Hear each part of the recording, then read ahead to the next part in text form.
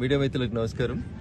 ఈరోజు గ్రామ పంచాయతీ రెండో విడత జరుగుతున్నటువంటి ఎన్నికల్లో నా స్వగ్రామమైనటువంటి బొప్పాపూర్ గ్రామ పంచాయతీలో ఓటుకు వినియోగించుకోవడం కోసం ఇక్కడికి రావడం జరిగింది. ప్రజలందరినీ కూడా గ్రామ పంచాయతీలలో విధిగా ఓటేయాలని చెప్పి పిలిపించినటువంటి ప్రభుత్వాల పిలుపుకి, ప్రజాప్రతినిధుల పిలుపులకి, సర్పంచ్ ఎన్నికల కోసం హైదరాబాద్లో ఎక్కడో దూరాన సెటిల్ అయిన వాళ్ళు కూడా అందరూ వచ్చి ఈరోజు ఓటు వేయడం అనేది అభినందనీయం.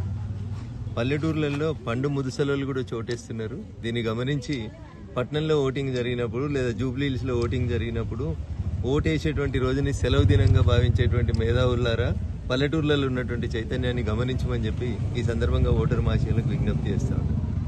కాకపోతే చాలా కాలం నుంచి పంచాయతీ ఎన్నికలు పెండింగ్లో ఉండడం వల్ల సుమారు 3,500 కోట్ల రూపాయలు భారత ప్రభుత్వం నరేంద్ర మోడీ గారి నాయకత్వంలో పల్లెటూర్ల డెవలప్మెంట్ కోసం ఇచ్చినటువంటి నిధులు అక్కడే ఆగిపోయినాయి. తప్పనిసరి పరిస్థితులలో ఈరోజు కాంగ్రెస్ ప్రభుత్వం పంచాయతీలకు వచ్చే పైసల కోసం ఎన్నికలు నిర్వహిస్తూ ఉంది.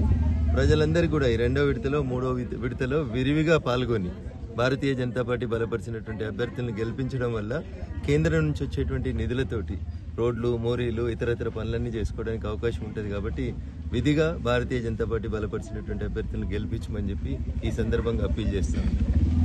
టీఆర్ఎస్ పార్టీ ఎమ్మెల్యేలు ఉన్న చోట ఎమ్మెల్యేలకి గత ప్రభుత్వం ఇచ్చినట్టు 5 కోట్ల రూపాయలు ఇప్పుడు రావట్లేదు.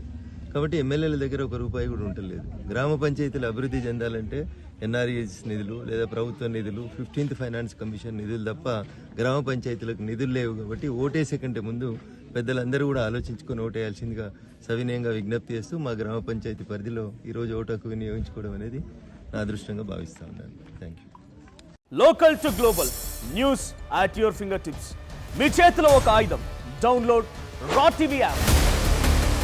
Media legend Ravi Prakash is back.